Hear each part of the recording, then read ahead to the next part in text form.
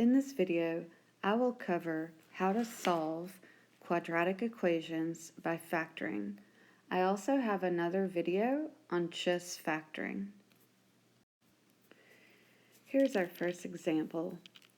We have an equation since we have an equal sign, and we have a quadratic since our highest exponent is a 2.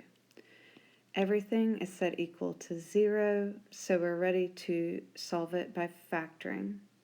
This is a difference of two squares, so we're going to factor it as x plus 8 times x minus 8.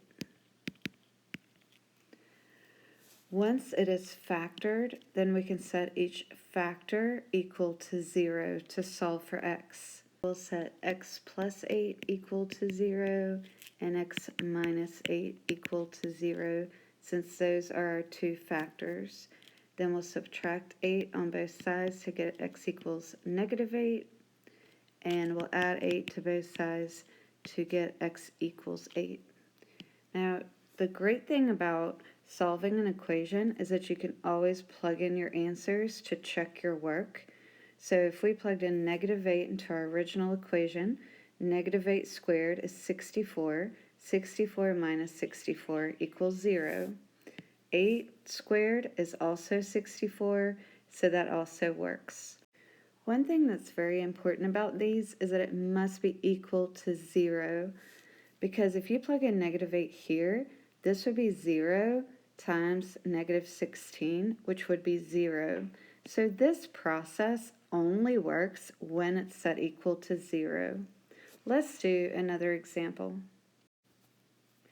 In order to factor this next example, first of all, it's set equal to 0, and we know that if a equals 1, there's a 1 in front of our x squared, that we just need to find two numbers for our factors that multiply to negative 40 and add to 3.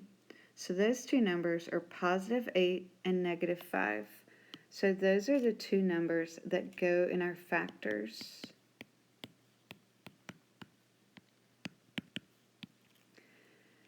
We can check this by multiplying it back out and making sure that this is equal to our original quadratic.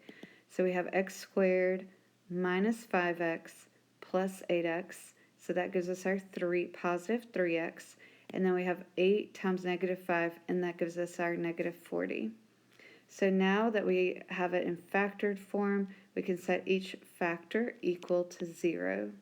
So we'll set x plus 8 equal to 0, and x minus 5 equal to 0. Subtract 8 on both sides, add 5 on both sides, and we have our two solutions that we can check by plugging it back in. We have 64 minus 24 minus 40, that would give us 0. If we plug in 5, we have 25 plus 15 minus 40, that would also give us 0. Here's our next example. Now we could use the AC method to factor this, but 2 doesn't have factors besides 2 and 1, and 1 only has the factors 1 and 1. So we know that it's going to have to be factored like this, and we can always multiply it and check it. This is the only way we would get 2x squared if we had a 2x and an x. And the only way to get 1 here would be to multiply this one times this one. So these are really our only options. We can check and make sure we would get 3x in the middle. So if we did 2x times 1, that's 2x, plus 1x, that would give us our 3x. Since it's set equal to 0 and fully factored, we can set each factor equal to 0.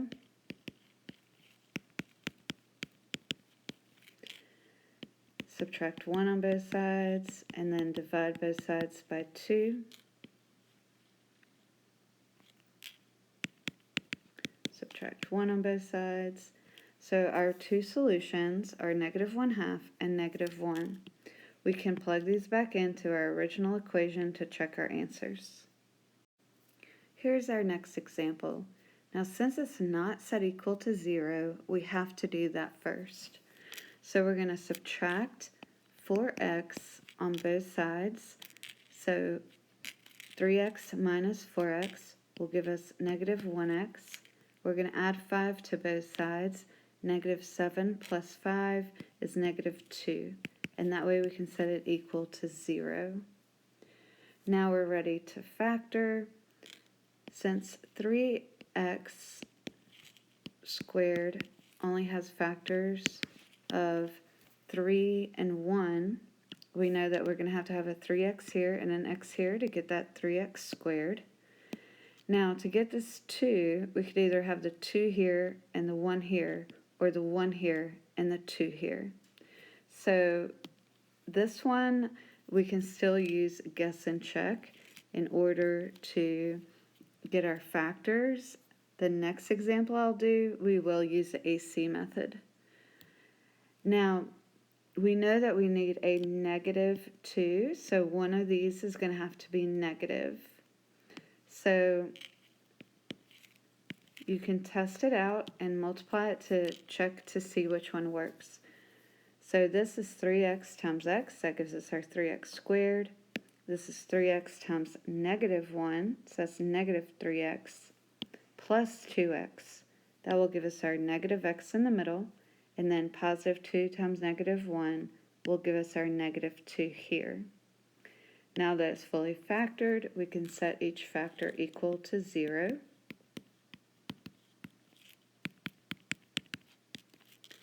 Subtract 2 on both sides, divide by 3,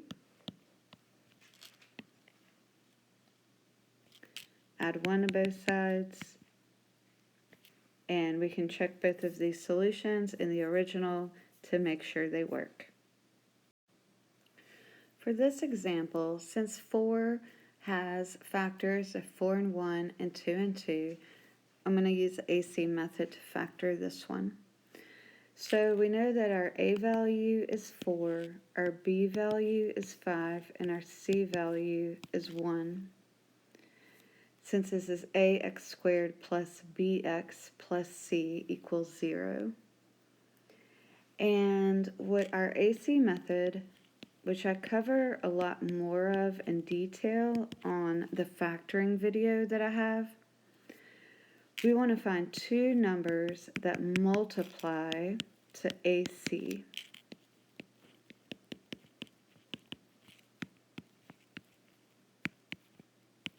Which in this case is 4 times 1, which is 4, and add to B, which in this case is 5. So what are those two numbers? 4 and 1. Now, this method, our AC method, remember, these numbers are not the ones that go in our factors like they do when A equals 1. We put x's on both of these numbers, and we do that substitution for that middle x term, and then we'll factor by grouping. Now the order in which you put the 4x plus 1x does not matter. You will get the same answer either way. Now we'll factor by grouping these two together and grouping these two together. So our greatest common factor between 4x squared and 4x is 4x. And we're left with x plus 1. And then here it's always very important when you're factoring by grouping to have a plus or minus here. And we're going to put our 1 and our x plus 1. Since our greatest common factor between these two terms is only 1, it is important to put it here because when you're factoring, you're going to factor out that x plus 1, and then in other parentheses is what's left, the 4x plus 1. So if you'll put that 1 here, it just makes it easier when you're putting it 4x plus 1 in the second factor here. Now that it's fully factored, set equal to 0, we can set each factor equal to 0.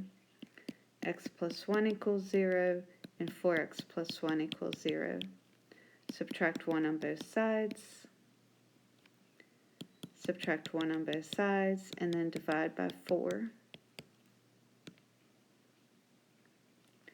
we could plug these two solutions back into the original equation and make sure they work. Let's do a couple more examples. The first thing we need to do for this one is set it equal to 0. So we'll subtract our 2x and we'll subtract our 3 to set this equal to 0. Now 8 has some factors, so we're going to factor this using the AC method. A equals 8, B equals -2, and C equals -3.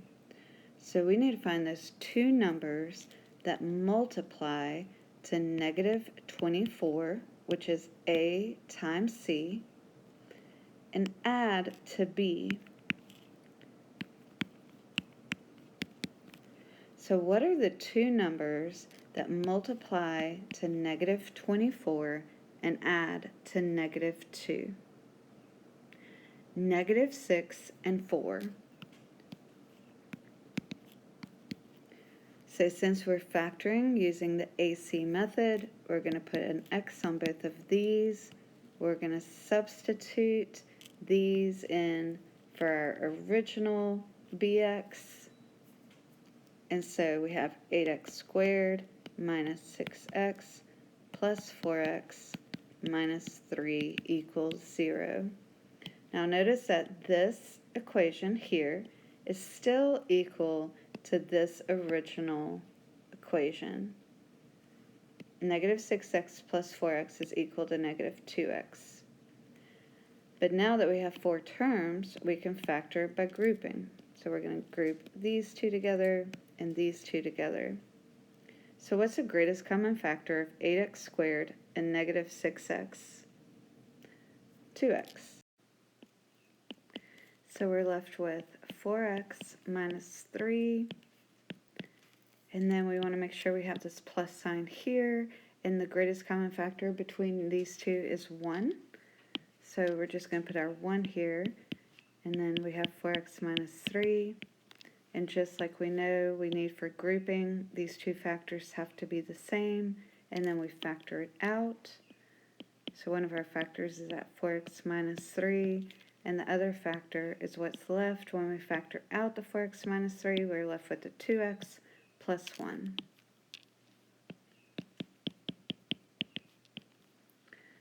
Then we set each factor equal to 0 and solve for x. So we add 3 to both sides and then divide by 4. Here we subtract 1 on both sides and then divide by 2. And these are our two solutions that we could check if we would like to by plugging each one back into the original equation for each x.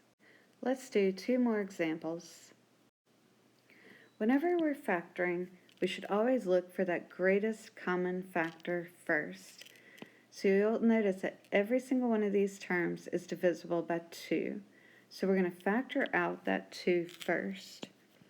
And we're left with x squared minus x minus 12 equals 0. Now this is a much easier quadratic to factor since our a value is 1. Then all we need are two numbers that multiply to -12 and add to -1. What are those two numbers? -4 and +3. And those are the two numbers that go in our factors.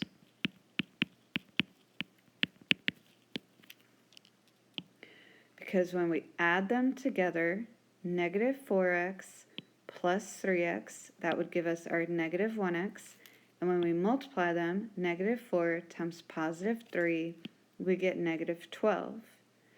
Now, when we are solving for x, we're going to set both our factors equal to 0 and solve for x like we always do. And these are our two solutions. So whatever number we factor out here, as long as this is not a variable, this does not give us any extra solutions. Let's look at when this is a variable and how we do get an extra solution when it is.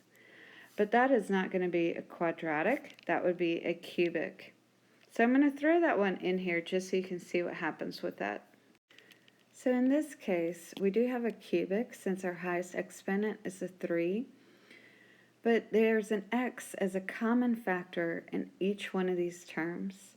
So when we factor out that x, we will end up with a quadratic in the parentheses. So we can factor this quadratic, since a equals 1 here, by finding two numbers that multiply to -10 and add to -3. What are those two numbers? -5 and +2. Those are the numbers that go in our factors.